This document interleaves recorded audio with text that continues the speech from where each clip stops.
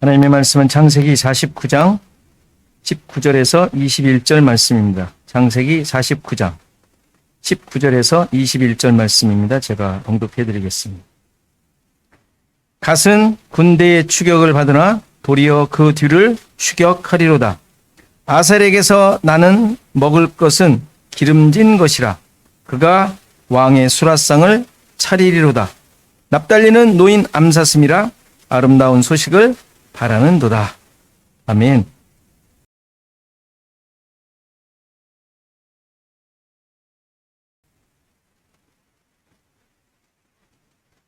지금 우리는 야곱의 12 아들들에 대하여 축복한 또 선언한 내용들을 살피고 있는 중입니다.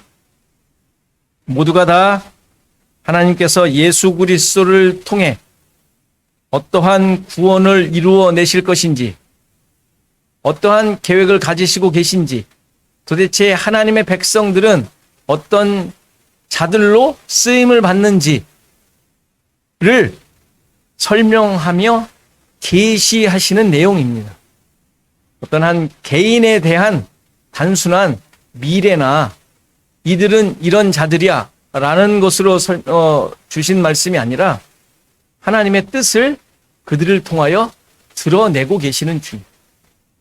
그러니까 이 사실을 놓치면 이걸 보면서 교훈을 얻으려고 그래. 교훈. 물론 교훈을 얻는 게 잘못되거나 뭐 안 된다라는 것은 아니지만 정말 원래의 첫 번째 원초적인 그 뜻을 잃어버리게 돼요. 그러니까 그것이 없으면 여러분들도 여러분들이 하는 모든 행동에 진의를 깨닫고 이해해 주면 좋지, 겉으로 나타나는 것 때문에 저 사람 왜 저래? 그러면 싫잖아요. 우리도 그런데 이 말씀에 하나님의 진의를 파악하는 게 얼마나 중요하겠습니까? 그러니까 그런 의미로 이 말씀을 계속 보셨으면 좋겠습니다. 오늘 세 사람을 보는데요. 갓이 나옵니다. 근데 갓의 모습을 보니까, 축복 내용을 보니까 군대의 추격을 받는데 도리어 그 뒤를 추격한다. 아마 뭔가 이렇게 받다가 갑자기 되돌아서서 다시 반격하는 듯한 느낌이에요. 갓. 여기 나오는 단어들이 갓이 있고 군대가 있고 추격하다 라는 단어가 있는데 이게 거의 발음상 비슷하고 어원이 한 군데서 나왔어요. 그래서 거의 같은 비슷한 발음을 가지고 있습니다. 그러니까 모두 다 같은 어근, 뿌리에서 나온 단어라고 할 수가 있겠죠. 근데 여기 지금 설명된 대로 갓이 추격을 받다가 그 뒤를 추격을 한다고 얘기를 해요. 아직 가면 안 되는데 성경 말씀. 근데 지금 모습을 보니까, 그 내용을 보니까 무슨 전쟁 내용 같기도 해요. 그렇죠? 전쟁 같아. 그럼 전쟁에 대한 이야기일까요? 아까 말씀드린 대로 당연히 이 내용도 그냥 이 아들에 대한 내용이 아니라 예수 그리스도의 구원에 대한 이야기라는 것을 놓치시면 안 돼요. 어떤 구원의 내용일까요? 여기서 힌트가 되는 단어가 뒤라는 단어, 뒤. 추격을 받다가 다시 그 뒤를 추격한다 그랬습니다. 이 뒤가 무슨 의미인지, 단어인지 살필 필요가 있어요. 이 단어의 의미는 발꿈치라는 단어예요. 발꿈치. 또는 발자국, 발굽, 후방, 군대로 말한다면 군대의 그 뒷부분, 후미라는 의미를 가진 단어예요. 잘 아시는 대로 야곱이라는 이름도 이 단어에서 나왔어요. 야곱의 뜻이 뭐라 그랬죠? 뭐죠? 발꿈치를 잡다.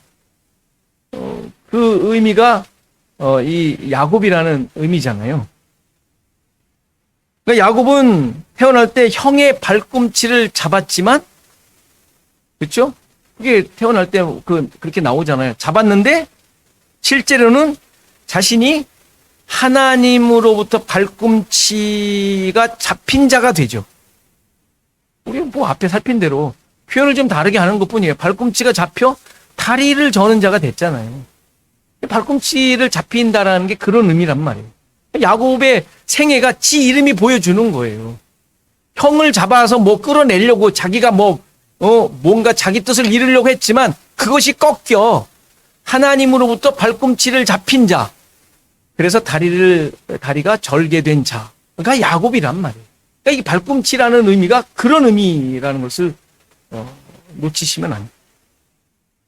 그러니까 발꿈치는 하나님에 의해 공격당하여 치명적인 상처를 입은 존재가 될 것임을 예표하는 단어란 말이에요. 그러니까 그 뒤를 추격한다는 말이 무슨 뜻이겠어요? 하나님께서 예수 그리스도께서 자기를 공격하던 공격자의 발꿈치를 상하게 하여 다리를 절개하시는, 상처를 입혀 자기 뜻대로 살지 못하게 하는 자로 만드실 것을 얘기하는 거예요. 그 뒤를 추격한다라는 말은 이해되시죠? 뒤가 발꿈치라고 했으니까 발꿈치를 잡힌 자가 야곱이잖아요. 야곱의 이야기를 우리는 알잖아요.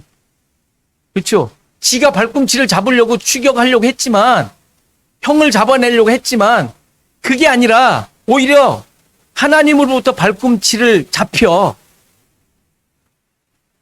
자기 뜻대로 아무것도 할 수 없는 자가 되었다는 설명이잖아요. 이게 지금 여기서 설명한 그 문장이란 말이에요. 그 뒤를 추격할 것이라는 거, 공격할 것이라는 거.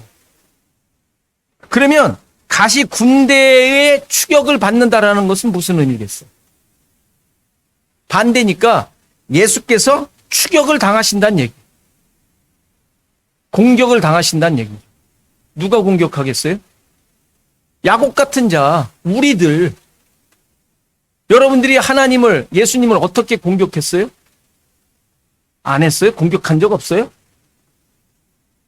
원수 되었던 자들 아니에요? 원수 아니에요? 원수 같은 자들 아니에요? 아닌 것처럼 얘기를 해요. 쳐다보고도. 우리가 예수를 추격하죠. 원수같이 행하죠. 원수같이 행한 게 뭐예요?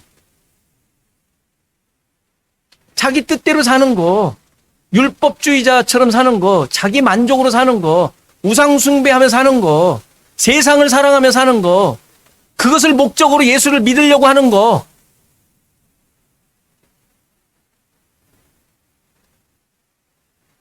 나만의 목적을 가지고 예수님을 쫓는 거. 이게 예수님을 공격하는 거예요. 하나님을 공격하는 거예요. 이스라엘 백성들의 모습이죠. 자기 목적 따라서 자기 습성 바꾸지 않고 하나님의 목적 깨닫지 못하고 하나님을 이용해 먹는 거. 우리가 그러죠. 우리 하나님을 공격하는 거예요. 갓은 지금 예수 그리스도를 예표하니까 여기 다 인물들이 다 이 아들들이 예수 그리스도를 예표하니까 갓이 군대의 추격을 받는 거예요. 우리들의 죄인들이. 믿는다고 하는 자들이 이렇게 예수를 따르려고 하잖아요. 그게 공격하는 거지 뭐예요. 이용해 먹는 거. 그러니까 복음을 깨닫기 전에 많은 믿는다고 하는 사람들이 이렇게 예수를 쫓는 거죠. 그게 공격하는 거예요. 그러나 예수님께서 죽으시고 부활하신 후에 성령으로 오셔서 우리의 발꿈치를 공격하시죠. 야곱을 공격하시고 그의 발꿈치를 상하게 하여 절개하신 것처럼 우리를 공격하여 우리의 발꿈치를 상하게 하고 내 고집과 내 마음대로 하려고 내 만족을 찾던 이 모습을 쳐서 상하게 하시고 부러뜨려 절개하여 하나님만을 의지하는 자로 만드시겠다는 이야기가 이 갓에 대한 내용.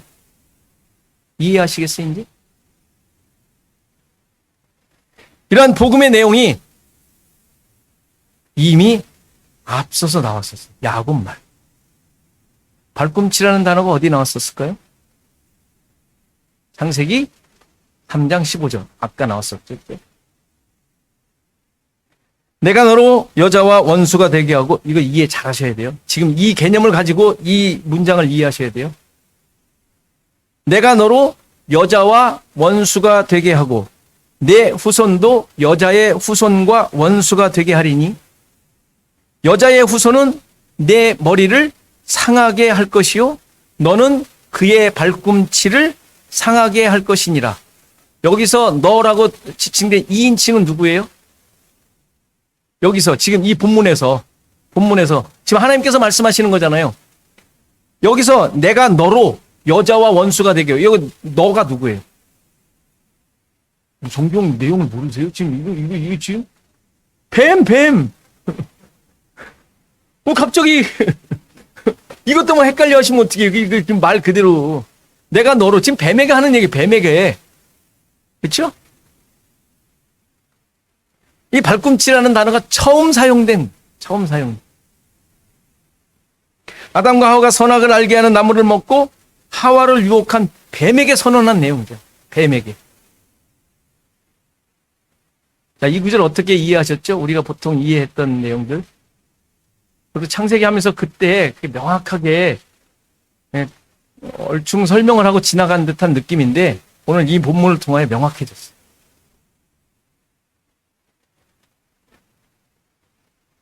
우리가 이 내용을 원시복음이라고 하면서 예수님과 사탄의 전쟁으로 이해를 했죠. 그죠? 맞잖아요. 여자와 원수가 되게 하는데 여자의 후손이 누구? 예수. 그 다음에 내 후손은 누구? 내 후손이 사탄이죠, 사탄.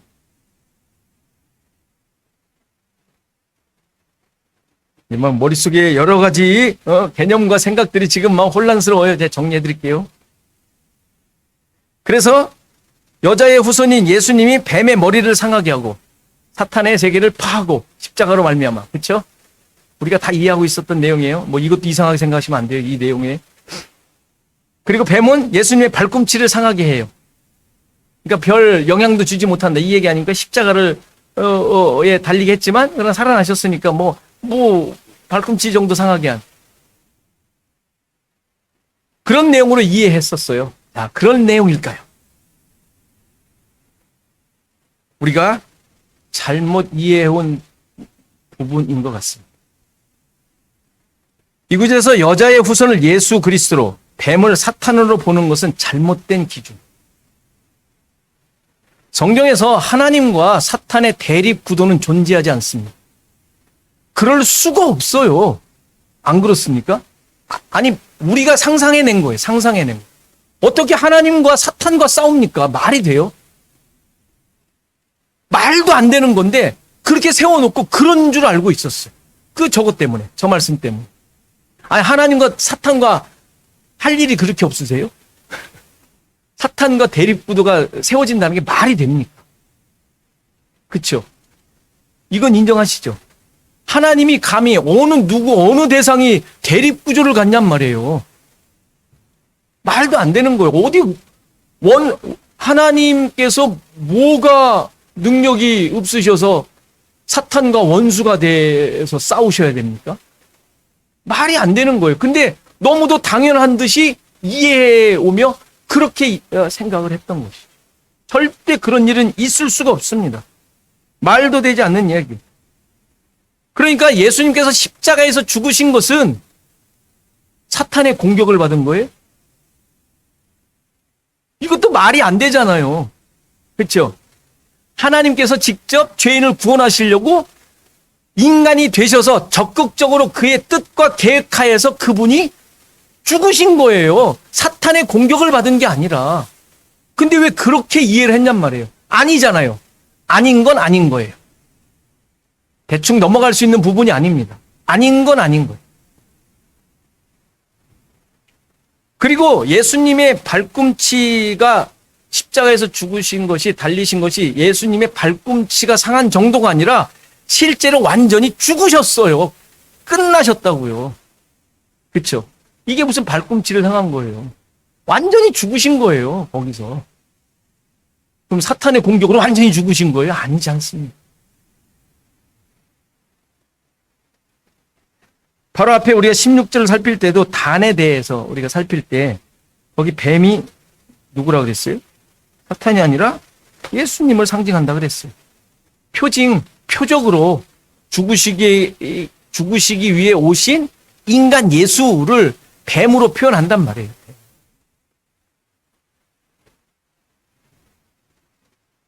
그렇다면 여자의 후손은 예수님이 아니라, 여자는 보통 언약의 말씀, 언약을 얘기를 하니까 언약의 후손, 언약으로 말미암아 자녀된 자들,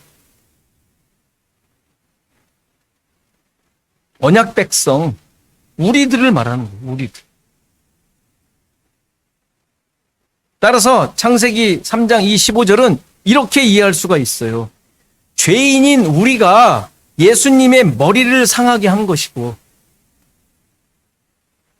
이해되시죠? 부활하신 예수 그리스도께서 우리의 발꿈치를 상하게 하시고 저는 자로 만드신다는 이야기.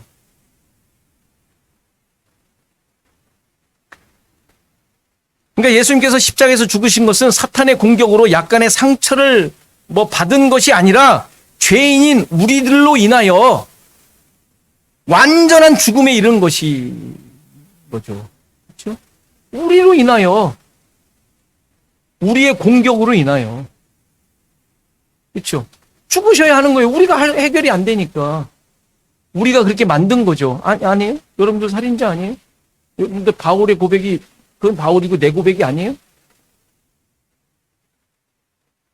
그리고 부활하신 그리스도께서 우리를 야곱처럼 만들어 버리실 것을 약속한 말씀. 이 약속이 갓을 통하여 선포되고 있는 거예요.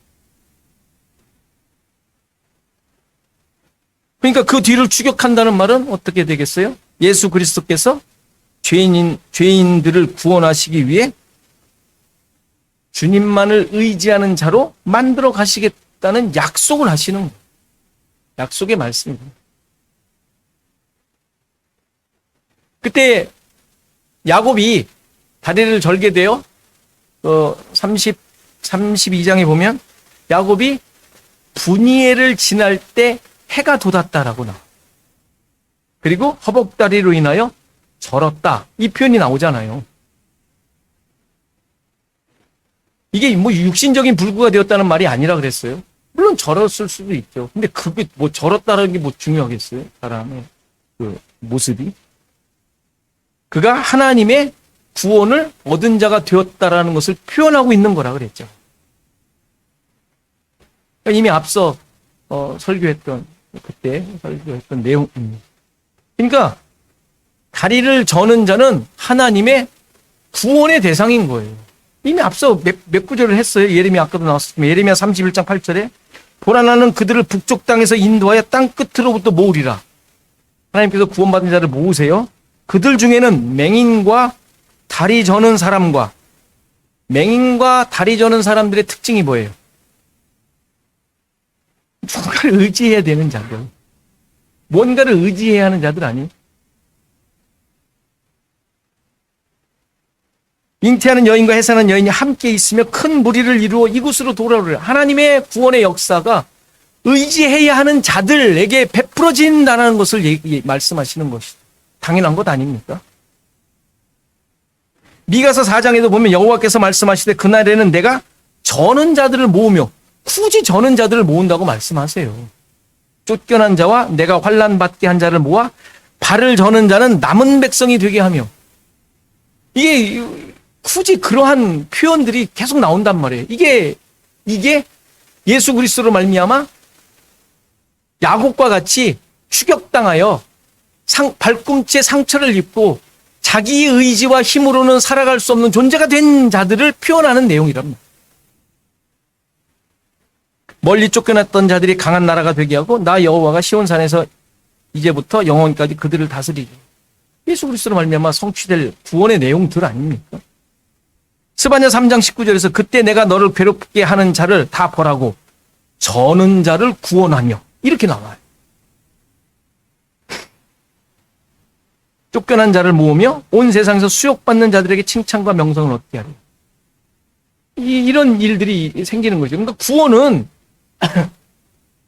단순히 우리의 살고 있던 것에서, 살고 있던 상태에서 무슨 특별한 어떤 덤으로 주는 은혜의 차원이 아니라 저는 자들을, 그러니까 자기 의지가 아닌 그러니까 자기 스스로는 살 수 없는 그런 자들을 하나님께서 살려내시는 거, 그들을 불러내시는 게 이게 구원이란 은혜란.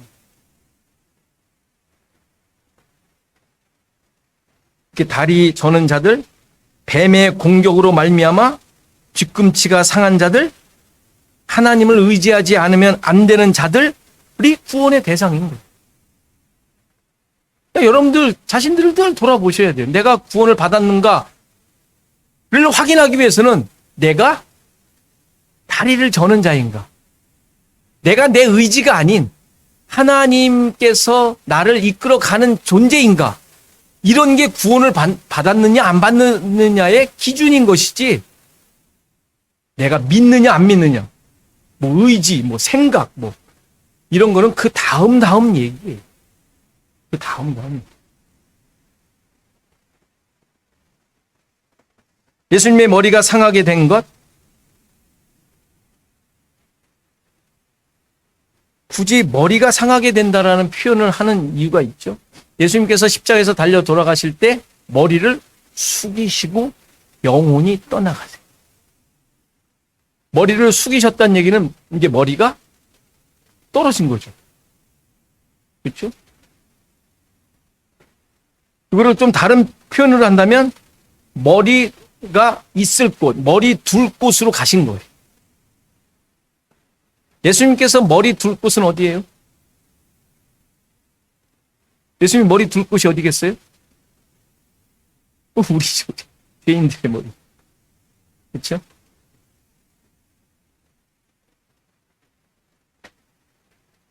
그게 우리로 말미암아 일어나. 또 우리가 하나님, 예수님을 죽인 거예요. 그렇죠? 머리를 상하게 하는 거예요. 교회를 세우시고 교회의 머리가 되셨으니까. 우리가 교회니까. 교회 머리. 내 머리는 예수님이신 거죠. 여러분이 아니라, 내가 아니라. 이런 것들이 확인되는 자들이 다리를 저는 자이며 머리가 예수님인 자예요. 확인하십시오. 늘 확인하십시오. 이것이 신자의 모습이고 본질적인 모습을 보여줍니다. 그 다음 아셀의 내용을 보면, 아셀의 내용은 그리 어려워 보이진 않습니다. 내용 자체가. 그로부터 먹을 것이 나는데 기름진 것이고 그것으로 왕의 수라상을 차린다라고 얘기를 합니다. 뭐 풍요롭고 그 단어 이 아셀이라는 이름의 뜻대로 행복자, 행복한 자이거든요. 그러니까 행복함을 나타내 주고 있는 모습이라고 하죠. 음식이 나오는데 그로부터 풍성하게 기름진 것이 나오는데 그것을 왕의 수라상을 차린다라고 합니다. 그를 통하여 하나님의 나라의 모습이 이루어질 것입니다. 예표적으로 그림의 모습으로 예표하고 있는 내용이라고 할 수 있습니다. 근데 이 내용이 신약에서 성취되죠. 어제 우리가 새벽 기도에 읽었던 내용인데 누가복음 2장을 보면 36절에 또 아셀 지파 바누엘의 딸 안나라 하는 선지자가 있어 나이가 매우 많더라.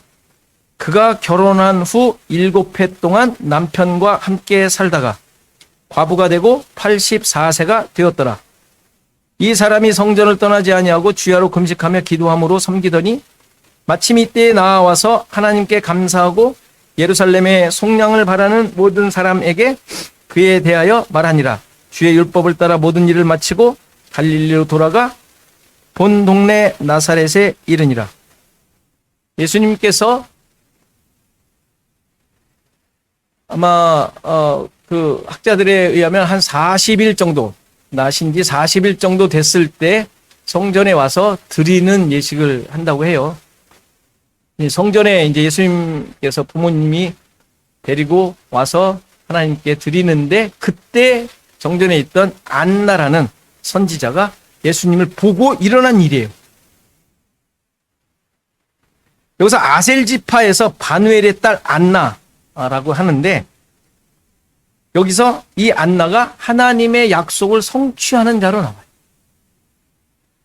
창세기 말로 지금 우리가 읽은 창세기 본문으로 말한다면 왕에게 진수성찬을 차려주는 그런 존재로 등장하고 있는 것이죠. 진수성찬을 차려주는 자로 나옵니다. 여기서 결혼 후 7년 동안 남편과 살았다. 그리고 과부가 되고 84세가 되었다. 이 두 숫자는 모두 다 특별한 의미를 갖죠. 하나님의 약속이 성취되었음을 보여주는 숫자예요. 7이라는 숫자와 84는 뭐겠어요? 곱하기 해보세요. 나누기 해보세요. 7과 12. 무슨 의미인지 아시겠죠? 7과 12는 이미 앞서서 계속 나왔던 거예요. 12는 하나님의 백성을 의미하고 7은 언약의 완성을 의미하니까. 그러니까 굳이 이런 숫자가 굳이 나오는 이유들을 이제 우리가 좀 파악하셔야 돼요. 그러니까 다 언약을 이루는 기간을 의미하죠. 그러니까 성전에서 하나님과 동행하며 살았는데 뭐 금식하며 기도함으로 섬겼다는 게 하나님과 동행하며 살아요. 7년간 남편과 살았다 그래요. 남편이 죽었죠. 7년 동안 남편과 살았다. 전 남편이라면 무엇을 의미하겠어요? 율법을 의미해요. 그것도 7년간. 율법의 완성을 의미하는 거예요. 근데 예수님을 만나게 돼요. 84세. 과부가 된 지 84세인지 지금 현재 나이가 84세인지는 명확치 않지만 예수님을 만나게 되죠. 이렇게 안나가 바로 아셀 지파로 하여금 하나님께서 계획하신 그 행복하고 형통한 모습을 보여주고 있는 거예요. 그녀가 예수님을 만난 후 속량을 바라는 모든 사람들에게 그에 대해 말했다라고 얘기를 해요. 38절에. 마침 이때에 나와서 하나님께 감사하고 하필 그때 예수님이 오셨을 때 7년이 지나고 84세가 되었을 때 하필 그때에 나와 하나님께 감사하고 예루살렘의 속량을 바라는 모든 사람들에게 그에 대하여, 그가 누구예요? 예수 그리스도, 예수님에 대하여, 하나님의 구원에 대하여, 복음에 대하여 사람들에게, 모든 사람들에게 말하니라. 이게 지금 아셀 지파에게 얘기한 하나님의 구원의 내용을, 약속의 성취의 내용을 안나가 지금 이루고 있는 거예요. 이것이 왕의 수라상을 차리는 내용입니다. 복음을 들려주는 것, 예수에 대하여 전하는 것, 진리와 은혜를 선포하는 것. 이것이 행복자, 행복한 자, 형통한 자의 모습임을 보여주고 있습니다. 중요한 사실은 안나가 이렇게 기름진 것으로 왕의 수라상을 차리자.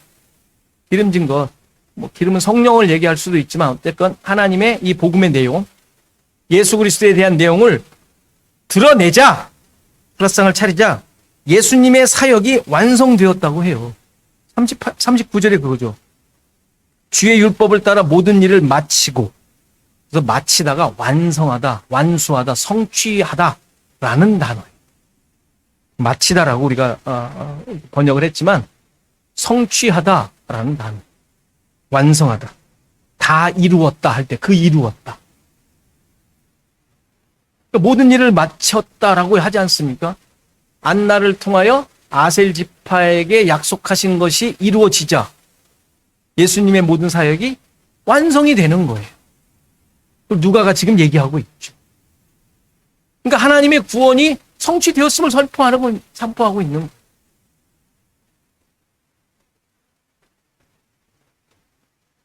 이게 우리 모든 신자들에게 이루어진 내용이고 이루어지고 있는 내용이고 여러분들이 또한 이루어갈 내용들입니다. 예수 그리스도께서 완성하신 말씀, 약속으로 여러분들이 행복한 또 풍요로운 삶을 사는 거예요. 여러분들 뭐가 풍요해요? 이런 주님의 성취된 내용을 가지고 사는 것이 그게 풍요로움. 먹을 게 그냥 많아서 그냥 배가 터지도록 이게 풍요로움이 아니라 여러분들에게 물어보십시오. 나는 풍요로운 자인가? 행복한 자인가? 말씀이 이루어진 자임을 고백하는 게 풍요롭고 행복한 자. 살펴봅시다. 납달리 내용도 마찬가지죠.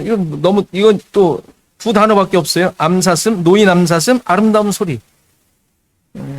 여기서 놓다라는 말은 보내다라는 말. 보내다.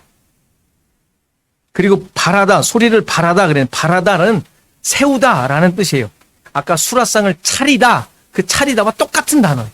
그러니까 수라상이라고 하니까 차렸다 그랬고, 소리 그러니까 바라다. 이거 둘 다 똑같이 세우다라는 말. 세우다. 그러니까 하나님의 뜻이 완성이 되는 모습인 거예요. 십자가가 세워지고 복음이 세워지고 약속이 세워지고 하나님의 뜻이 세워지고 그 다 같은 의미를 가진 단어들이죠.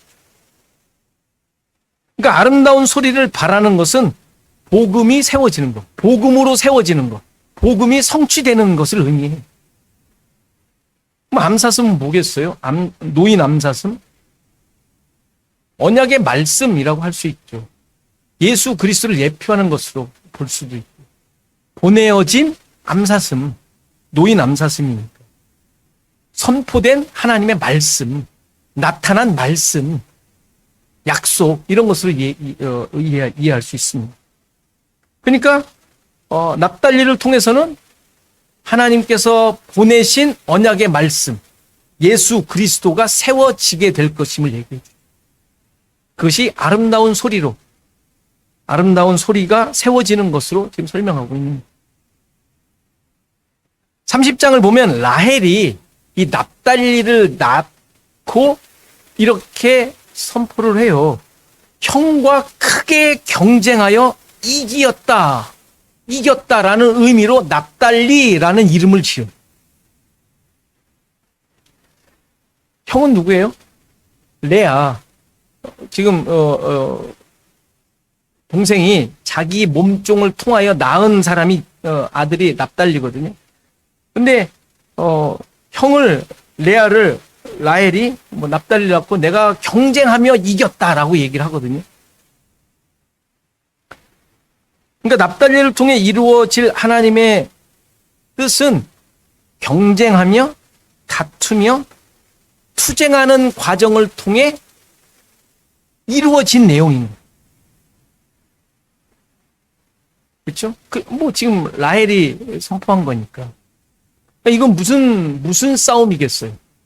여러분들의 삶 가운데, 신자들의 삶 가운데 하나님께서 우리에게 말씀을 주시면, 약속을 주시면 여러분들 가운데 다툼이 일어나죠. 다툼이 안 일어나요? 옛 자아와 율법적으로 살아왔던 나의 기준과 자존심이 그 들어온 하나님의 약속과 싸우지 않습니까? 경쟁하는. 납달리는 뭘 약속하는 거예요? 그것을 이겨 하나님의 말씀이, 약속이 너희 가운데 세워지게 될 것임을 선포하고 있는 거예요. 그게 이루어질 것입니다. 우리를 어떻게 만드실 것을 말씀해 주시는 것이죠. 그죠? 납달리를 통하여 하나님께서 이루시고자 하는 내용입니다. 그런데 보세요. 또 보세요. 또 자신을 보셔야죠. 이렇게 경쟁하여 하나님의 말씀이, 약속이 나의 모습 가운데, 삶 가운데 세워져. 보세요. 계속 보시는 거예요. 이런 말씀을 통해서 보셔야 돼요. 이거 자기들끼리 얘기 쓴 게 아니에요. 우리를 통하여 하나님께서 성취하실 내용들을, 구원의 내용들을 지금 얘기해 주시는 거랍니다. 보세요. 내가 아직도 깨지지 않은 그 우상 숭배하듯이 가지고 있는, 정말 흔들리지 않을 것 같이 세워져 있는 그 자아, 아성이라 그러잖아요. 자기의 성. 이것이 깨뜨려지지 않고 있는 것은 아닌지 계속 싸우셔야 되거든요. 납달리의 역사가 우리 가운데 계속 있어야 되거든요. 그래서 이런 과정을 통하여 하나님의 뜻과 그 복음의 내용과 능력은 드러나게 될 것입니다. 기대를 하시든 어떻게 하시든 여러분들이 어떤 마음을 가지시든 하나님께서는 이루어 가실 것입니다. 공격당하며 나의 발꿈치가 부서짐으로 하나님의 계획하심이 이루어지고 복음이 드러나는 삶이 우리 신자들의 삶이라는 사실을 잊지 마시고 이러한 은혜와 능력이 이 땅에 오신 예수 그리스도의 시절에 성탄절의 계절에 더욱더 깊이 새겨지시고 고백되어지시기를 간절히 바랍니다.